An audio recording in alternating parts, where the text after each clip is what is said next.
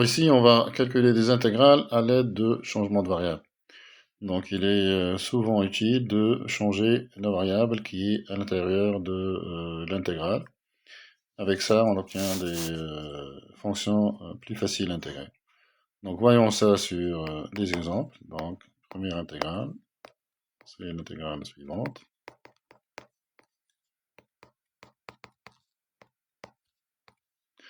Donc ce qui est bien ici, c'est qu'on nous propose de changement de variable. Donc on nous propose de poser y égale x2. Maintenant, quand y égale x2, donc y c'est une fonction de x. Donc je peux la dériver par rapport à x. Et la dérivée de y par rapport à x, elle s'écrit y', mais elle s'écrit aussi dy sur dx. Et donc la dérivée de x2 par rapport à x, c'est 2x.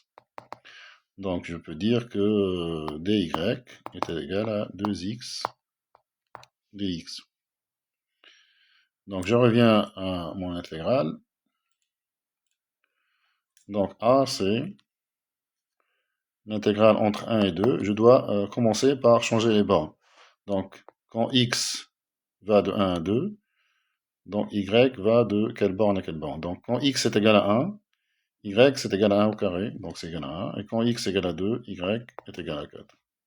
Maintenant, x fois dx, donc là j'ai x fois dx. Et x fois dx, c'est 1 demi de dy. Donc ça, c'est 1 demi. Je mets ici dy. Donc x carré plus 1, c'est y plus 1. Et x carré plus 2, c'est y plus 2. Donc voilà, donc je me trouve à intégrer la fonction 1 sur y plus 1 fois y plus 2. Et ça, c'est une fonction qui est assez simple à intégrer, parce que 1 sur y plus 1 fois y plus 2 n'est autre que 1 sur y plus 1 moins 1 sur y plus 2. Y. Voilà, donc ces deux fonctions sont très simples à intégrer, ce sont des logarithmes, donc ça, je dis que ln de y plus 1 moins ln de y plus 2 phi entre 1 et 4. Donc tout ça me fait 1 demi de ln de 5 moins ln de 6 moins ln de 2 moins ln de 3. Donc finalement, ça me fait 1 demi de ln de 5 plus ln de 3 moins ln de 6 moins ln de 2. Voilà donc pour cette première intégrale. Passons à l'intégrale suivante, c'est l'intégrale b, qui est l'intégrale entre 1 demi et 1 de la fonction 1 sur x fois x plus 1 fois ln de x sur x plus 1 dx. Et là, on nous propose de faire le changement de variable y égale x sur x plus 1. Donc, quand y est égal à x sur x plus 1, donc y', c'est-à-dire dy sur dx. Donc, je dérive x sur x plus 1, ça me fait x plus 1 moins x sur x plus 1 au carré. Et donc, ça me fait 1 sur x plus 1 au carré. Donc, je peux dire que dy, c'est égal à dx sur x plus 1 au carré. Ou si vous voulez, dx est égal à x plus 1 au carré dy. Revenons maintenant à l'intégrale b. Donc c'est l'intégrale, on a dit, entre 1 demi et 1. 1 sur x fois x plus 1. ln de x sur x plus 1. Donc, faisons notre changement de variable. D'abord les bas. Donc, quand x est égal à 1 demi, y c'est 1 demi sur 1 demi plus 1, ça fait 1 demi sur 3 demi, donc ça fait 1 tiers. Et quand x est égal à 1, y est égal à 1 sur 2, donc ça fait 1 demi.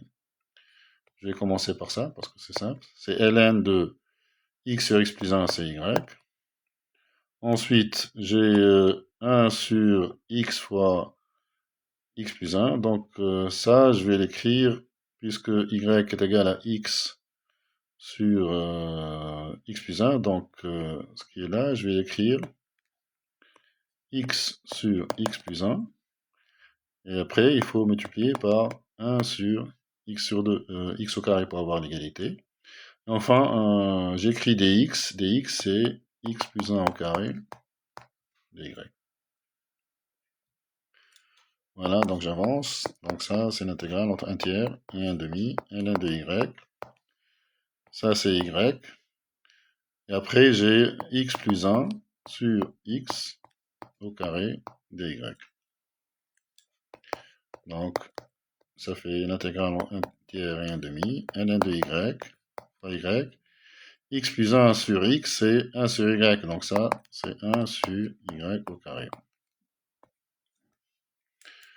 Donc je me retrouve à intégrer la fonction, là c'est 1 demi. Voilà, ça ne va pas partir, 1 demi. 1 demi, ln de y, y sur y2, donc ça fait 1 sur y et dy. Et là, la fonction ln de y sur y, elle est simple à calculer. C'est de la forme f fois f'. Et son intégrale, c'est 1 demi de f au carré. Donc c'est 1 demi de ln de y au carré entre 1 tiers et 1 demi. Donc ça me fait 1 demi de ln au carré de 1 demi moins ln au carré de 1 tiers. Passons à l'intégrale suivante, c'est l'intégrale c, qui est l'intégrale entre 1 demi et 2 de x ln de x sur 1 plus x au carré, le tout au carré dx. Donc là, on va poser x égale 1 sur t, ce qui est équivalent à 1 sur t égale x. Donc si je dérive x par rapport à t, donc la dérivée de x par rapport à t, c'est moins 1 sur t carré, c'est-à-dire moins x au carré. Donc dx ou moins dx sur x au carré est égal à dt. Ou alors, je peux dire que c'est égal à dt. Ou alors, je peux dire que dx, c'est moins x au carré dt. Et puisque x est égal à, moins 1 sur, égal à 1 sur t, donc ça fait moins dt sur t carré. Donc, l'intégrale c, on a dit que c'est l'intégrale entre 1 demi et 2 de x, ln de x, sur 1 plus x au carré, le tout au carré dx. Faisons donc notre changement de variable. D'abord les bornes. Donc quand x est égal à 1 demi, t est égal à 2. Et quand x est égal à 2, t est égal à 1 demi. Maintenant x, c'est 1 sur t. ln de x, c'est ln de 1 sur t.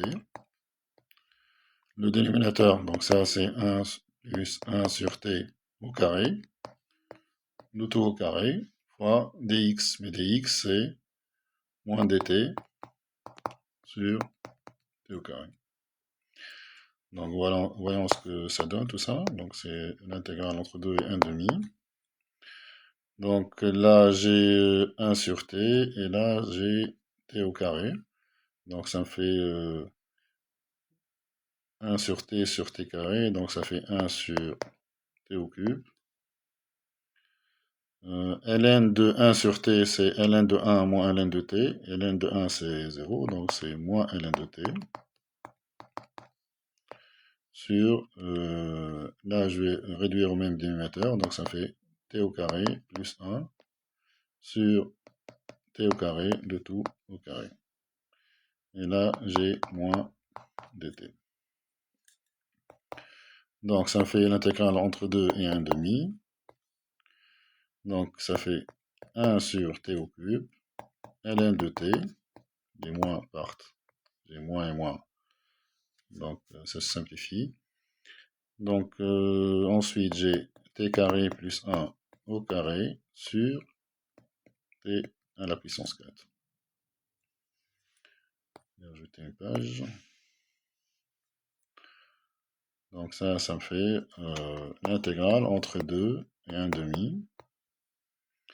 Donc là, le t au cube et le t4, ça me fait remonter un t au numérateur. T, ln de t, dt, sur t carré plus 1 au carré. Voilà donc ce qu'on obtient. Et donc là, on revient à l'expression de c. C, c'est quoi? C'est l'intégrale entre 1 demi. C'est au lieu d'avoir l'intégrale entre 1 demi et 2, là on a l'intégrale entre 2 et 1 demi. Et la fonction qui est là, c'est exactement la fonction de départ. Donc ça, ce n'est autre que moins c. Donc ainsi, on trouve que c est égal à moins c. Et donc c est égal à 0. La dernière intégrale, c'est l'intégrale d qui est égale à l'intégrale entre 1 et 4 de exponentielle racine de t. Et là, on nous propose de prendre le changement de variable u égale exponentielle racine de t. Mais quand u égale exponentielle racine de t, celle-ci veut dire que la dérivée de u par rapport à t, c'est exponentielle racine de t. Après, je dérive racine de t. Donc j'ai ça. Donc du, ou disons dt, est égal à 2 fois racine de t du sur exponentielle racine de t. Donc ça fait 2 racines de t, mais quand je dis que u est égal à exponentielle racine de t, ça veut dire que ln de u est égal à racine de t. Donc ceci, c'est 2 fois ln de u du sur u. Revenons donc à notre intégrale. D, c'est l'intégrale entre 1 et 4 de exponentielle racine de t dt. Je dois commencer par changer les bornes. U, c'est racine de t, donc racine de 1, c'est 1. Racine de 4, c'est 2. Exponentielle racine de t, c'est u. Et puis j'ai dt qui est égal à 2 ln de u du sur u.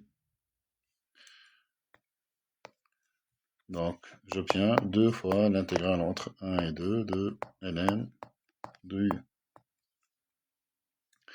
Et ln de u, c'est une fonction dont on connaît la primitive.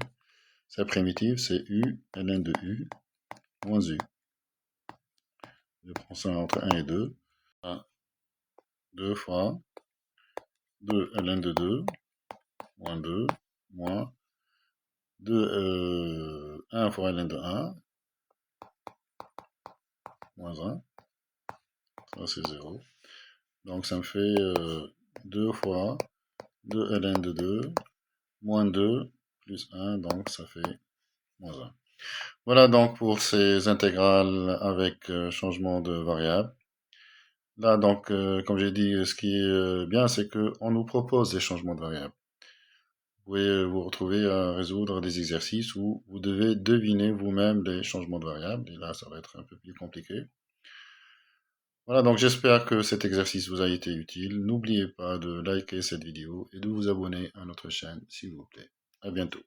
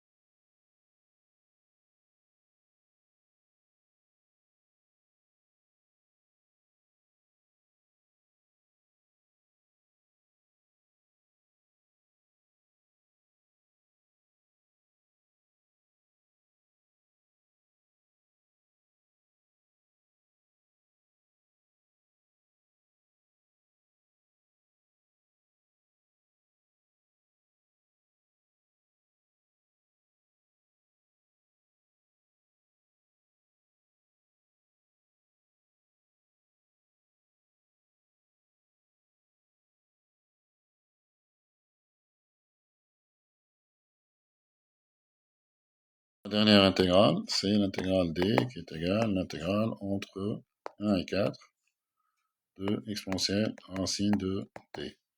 Et là, on nous propose de prendre le changement de variable u égale exponentielle racine de t.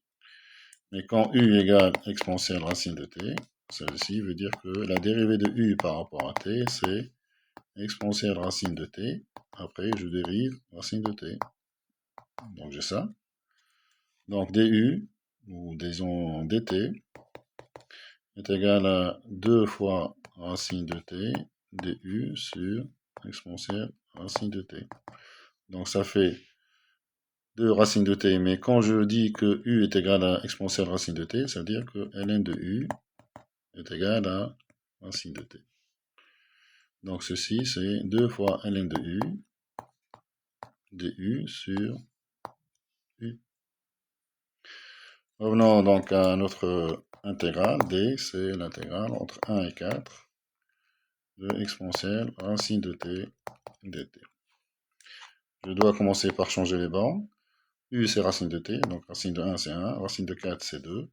Exponentielle racine de t, c'est u. Et puis j'ai dt qui est égal à 2 ln de u sur u.